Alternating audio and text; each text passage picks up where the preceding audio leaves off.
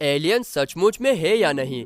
क्या एलियंस हमारे जैसे दिखते हैं? क्या एलियंस टेक्नोलॉजी के क्षेत्र में हमसे आगे निकल चुके होंगे? ये सब गूगल पर पूछे जाने वाले कुछ सबसे लोकप्रिय सवालों में से हैं। कई लोगों का तो ये भी मानना है कि अमेरिका के एरिया 51 में एक एलियन को पकड़ कर रखा गया है और उन पर रिसर्च भी की जा रही है। खैर, एलियंस है या नहीं इसका जवाब तो हम नहीं दे सकते, पर एलियंस पर बनाई जाने वाली मूवीज कितनी रोमांचक होती है ये हम जरूर बता सकते हैं। ये कहानी भी एलियन से ही जुड़ी हुई है। इन एलियंस को मिमिक्स कहा जाता है। मिमिक का मतलब होता है ऐसा जीव जिसने हर परिस्थिति में रहना सीख लिया हो, कुदरत का मिजाज चाहे जैसा हो, इनकी सेहत पर कोई असर नहीं पड़ता। वैसे तो ये मिमिक्स बहुत पावरफुल है, पर क्या वो इंसानों को हरा सकते हैं?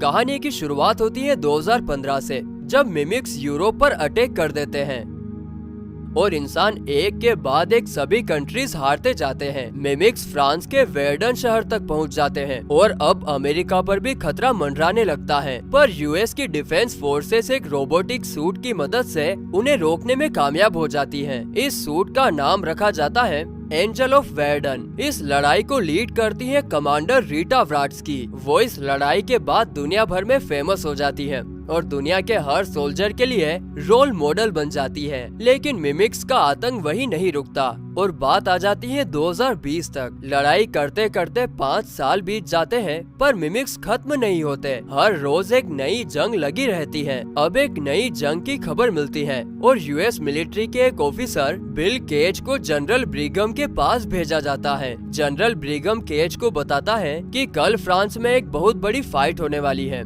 और वो चाहता है कि केज अपनी कैमरा क्रू के साथ वहां जाकर उस फाइट को रिकॉर्ड करे और दुनिया को बताए कि कैसे इंसानों ने एलियंस को हरा दिया। केज उन्हें कहता है कि वो ये काम नहीं कर सकता क्योंकि उसने कभी कॉम्बैट ट्रेनिंग नहीं की है, पर जनरल ब्रिगम उसे बताता है कि उसकी बात केज के सीनियर से हो चुकी है और उसे इस मिशन पे जाना ही होगा। केज नाराज हो जाता है और कहता है कि कल अगर मैं वहाँ जाता हूँ और अपने कैमरे से हजारों लोगों की मौत का वीडियो बनाकर दुनिया को दिखाता हूँ तो दुनिया में अशांति फैल जाएगी और इसके जिम्मेदार सिर्फ आप होंगे। ब्रिगम केज की इस बात पर गुस्सा हो जाता है और अपने सोल्जर से कहकर केज को बेहोश कर बंदी बना लेता है। अगले दिन जब केज की आंखें खुलती हैं, तो वो देखता है कि चारों ओर सोल्जर्स, टैंक्स और हथियार हैं। केज उसी डेक पर मौजूद होता है जहाँ से जंग के लिए सोल्जर्स भेजे जाते हैं। केज उठता है और सामने खड़े एक ऑफिसर सर्जेंट फेरल के पास जाता है। फेरल उसे बताता है कि उसे यहाँ जंग के लिए लाया गया है। केज कहता है कि उसे अपने सीनियर से बात करनी है, पर फेरल उसकी एक नहीं सुनता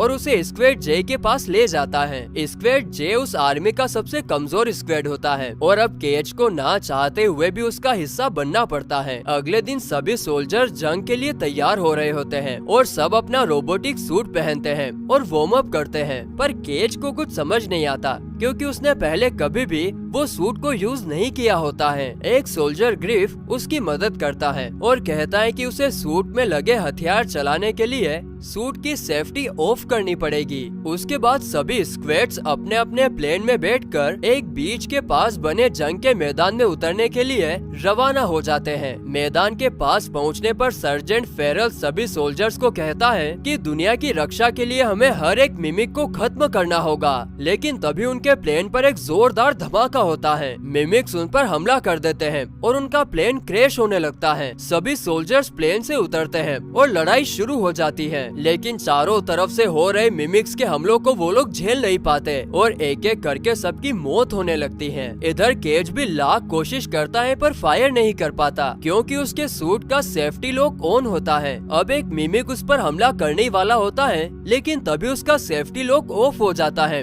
और केज उसे उड़ा देता है। पर एक दूसरे मिमिक की नजर केज पर पड़ जाती है। ये मिमिक दूसरे मिमिक्स की तुलना में बड़ा और ज्यादा पावरफुल होता है। नॉर्मल मिमिक्स का कलर ब्लैक और ऑरेंज होता है, पर इस मिमिक का कलर ब्लैक और ब्लू होता है क्योंकि ये एक अल्फा मिमिक होता है। केज उसे भी उड़ाने की कोशिश करता है पर फायर नहीं कर पाता। केज पास में ही मरे हुए एक सोल्जर का बॉम्ब उठाता है और मिमिक के आते ही ब्लास्ट कर देता है। मिमिक के चिथड़े उड़ जाते हैं और उसका खून केज के मुंह पर लग जाता है और वो खून एसिड की तरह जलता हुआ उसकी नसों में घुस जाता है। केज की भी मौत हो जाती है। पर केज की फिर से आँख खुलती है। केज को अपनी आंखों पर विश्वास नहीं होता, वो फिर से उसी डेक पर आ पहुंचा है। सभी सोल्जर्स उसी तरह फिर से जंग की तैयारी कर रहे होते हैं। जो घटना केज के साथ 2 दिन पहले हुई थी वो घटना फिर से होने लगती है। केज को वापस जे स्क्वाड में ले जाया जाता है, जंग के लिए तैयार होने को कहा जाता है। अगले दिन फिर केज और सभी लोग प्लेन में बैठते हैं और जंग के मैदान में उनका प्लेन क्रैश होने लगता है। सोल्जर्स फिर से एक के बाद एक उसी तरह मरने लगते हैं।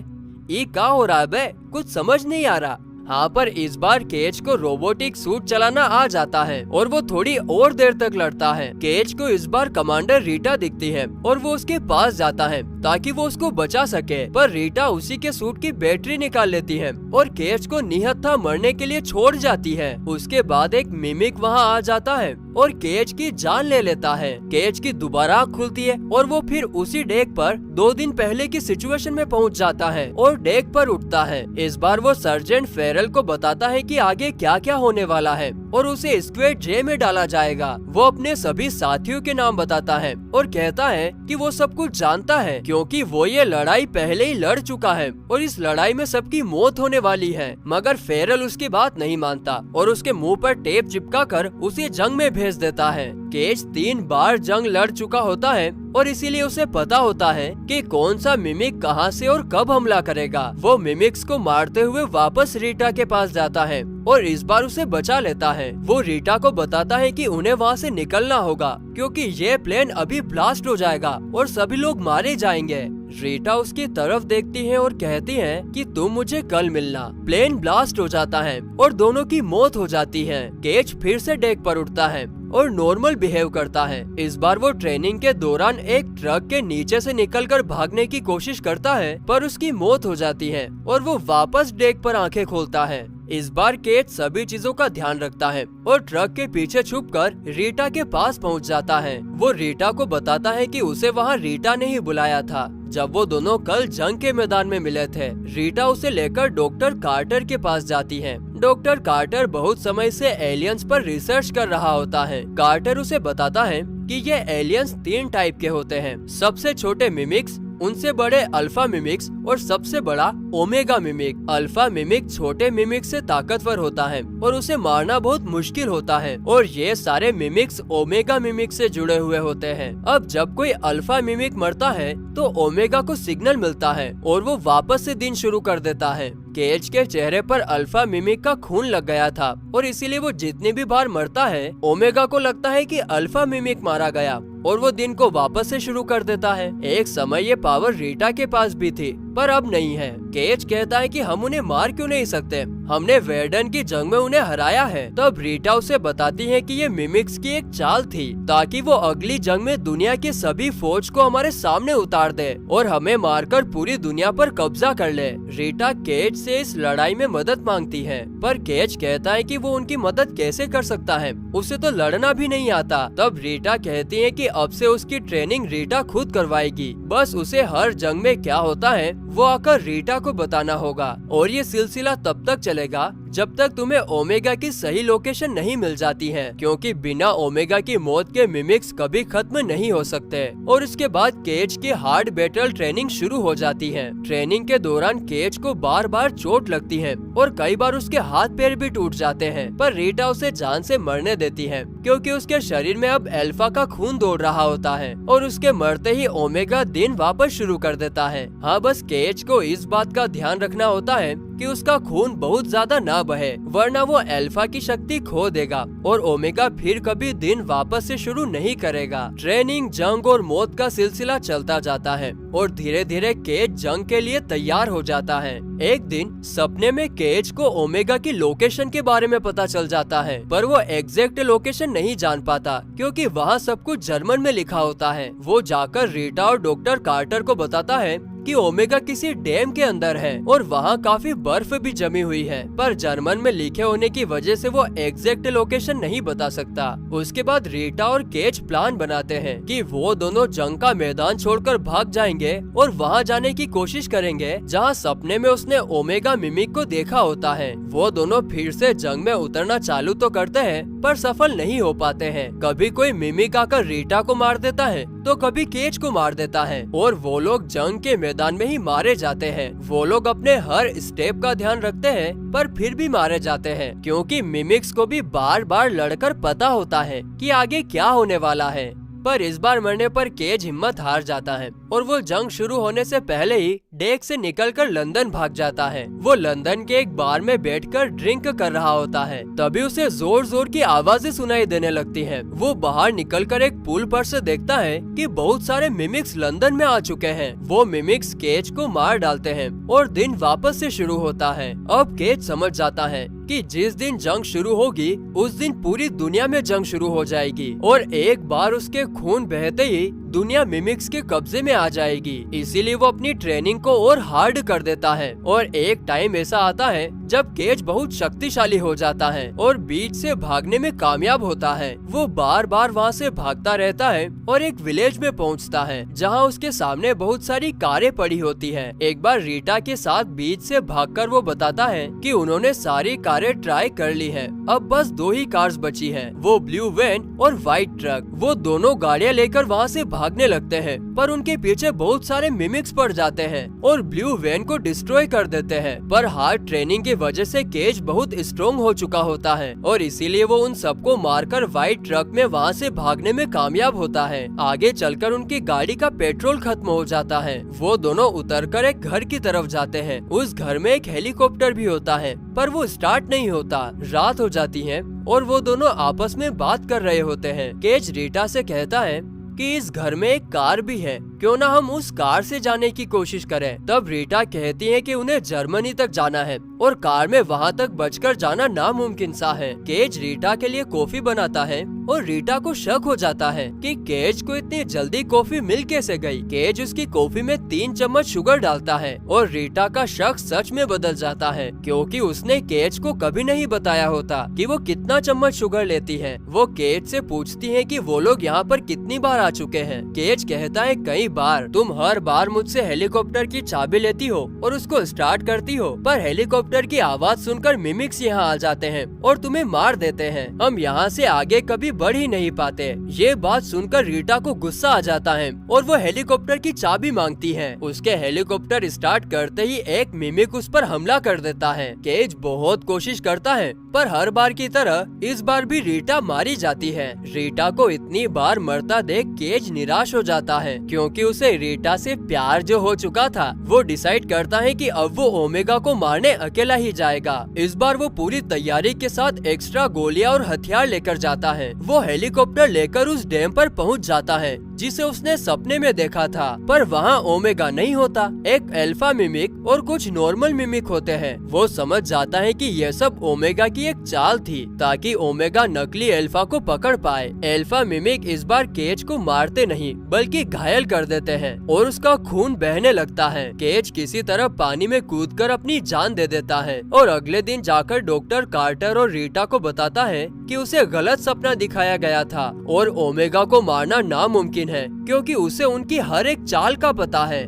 केज इंसान ही क्यों ना हो पर वो ओमेगा से जुड़ा हुआ है। डॉक्टर कहता है कि उसने एक ऐसा डिवाइस बनाया है जिसकी मदद से वो ओमेगा के दिमाग से जुड़ सकते हैं, पर वो डिवाइस उसके पास नहीं बल्कि जनरल ब्रिगम के पास है। रीटा और केज ब्रिगम के पास जाते हैं और उससे वो डिवाइस ले लेते हैं, पर कुछ सोल्जर्स आकर उनका रास्ता रोक लेते हैं और रीटा केज को गोली मार देती है। अगले दिन फिर वो दोनों ब्रिगम के पास आते हैं, पर इस बार वो सोल्जर से बच निकलने में कामयाब होते हैं। रीटा उस डिवाइस को केज के पैर से कनेक्ट कर देती है और केज का दिमाग ओमेगा के दिमाग से जुड़ जाता है। केज ओमेगा की असली लोकेशन पता कर लेता है जो कि पेरिस में होती है। ओमेगा पेरिस के एक म्यूजियम में बने गड्ढे में छिपा होता है। अब वो दोनों कार से वहाँ जा ही रहे होते हैं कि तभी एक रोबोटिक सूट पहना हुआ सोल्जर उनके सामने आकर उन्हें रोक देता है। उनकी गाड़ी का एक्सीडेंट हो जाता है और जब केज की आँख खुलती है तो वो एक हॉस्पिटल में होता है। केज को खून चढ़ाया जा रहा होता है और केज का डर सच्चाई में बदल जाता है। खून चढ़ाने की वजह से उसकी शक्ति खत्म हो जाती है और अब उनके पास सिर्फ एक ही मौका है मिमिक्स को मारने का। रीटा उसके पास आती है और उसे जान से मारने की कोशिश करती है ताकि दिन वापस से शुरू हो सके, पर केज उसे रोक लेता है और बताता है कि अब उसके पास वो शक्ति नहीं रह गई है। केज कहता है कि अब वो दोनों अकेले इस काम को नहीं कर सकते, ये हमारा आखिरी मौका है और हमें कुछ और लोगों की जरूरत पड़ेगी। रीटा कहती है कि पहले उसके पास भी ये शक्तियाँ थी पर कोई उसका विश्वास नहीं करता था और न ही अब तुम्हारा करेगा, सब तुम्हें पागल समझेंगे। केज कहता है कि स्क्वेड जे जरूर उनका साथ देगी और वो स्क्वेड जे के सोल्जर्स के पास जाकर उन्हें बताने की कोशिश करता है पर कोई उसका विश्वास नहीं करता। पर तभी वहाँ सबकी रोल मॉडल रीटा व्राट्स्की आती है और सबको मिशन में साथ जोड़ने में कामयाब होती है। वो लोग रात को ही एक प्लेन लेकर पेरिस चले जाते हैं, पर इस बात की पता ओमेगा को होती है क्योंकि उसने सिर्फ दिन ही नहीं रात भी शुरू की होती है। उनके प्लेन पर बहुत सारे मिमिक्स हमला कर देते हैं और कुछ सोल्जर्स की जान चली जाती है, पर केज और रीटा ओमेगा के गड्ढे के पास पहुंच जाते हैं। वहाँ पर एक अल्फा मिमिक भी होता है। रीटा कहती है कि वो अल्फा मिमिक का ध्यान भटकाएगी और केज को ओमेगा मिमिक को मारना होगा, पर ये सब बातें ओमेगा भी सुन लेता है और अल्फा मिमिक को सिग्नल दे देता है। रीटा भी केज से प्यार करने लगती है और इसीलिए वो चाहती है कि वो खुद तो मर जाए पर केज जिंदा रहे। रीटा दूसरी ओर भागती है और अल्फा मिमिक उसके पीछे जाता है। इधर केज को टाइम मिल जाता है और वो उस गड्ढे में कूद जाता है, पर अल्फा रीटा को मारकर केज के पीछे आ जाता है। केज ओमेगा के पास पहुंच जाता है पर अल्फा उसका पैर पकड़ लेता है और उसे जख्मी कर देता है, पर तब तक केज अपना सारा काम कर चुका होता है। केज बॉम्ब के सारे पिन्स निकाल चुका होता है। कुछ ही देर में एक जोरदार धमाका होता है और न्यूक्लियर बॉम्ब की तरह एक वेव निकलती है जिससे सारे मिमिक्स मर जाते हैं, पर इस बार ओमेगा का खून केज के शरीर पर लग जाता है और फिर केज भी मर जाता है। अब इस बार जब केज की आंखें खुलती हैं तो उसे पता चलता है कि सारे मिमिक्स मारे जा चुके हैं और अब उन्हें कोई खतरा नहीं। वो वापस डेक पर जाता है और स्क्वेड जे को ट्रेनिंग करते हुए देखता है। वो वहाँ से रीटा के पास भी जाता है पर रीटा उसे नहीं पहचानती। केज की आंखों में आंसू आ जाते हैं क्योंकि भले ही रीटा उसे भूल चुकी हो पर वो जिंदा है। लेकिन आखिर ओमेगा और केज दोनों की ही मौत के बाद दिन वापस कैसे शुरू हुआ, या शायद केज ही अब ओमेगा बन चुका है।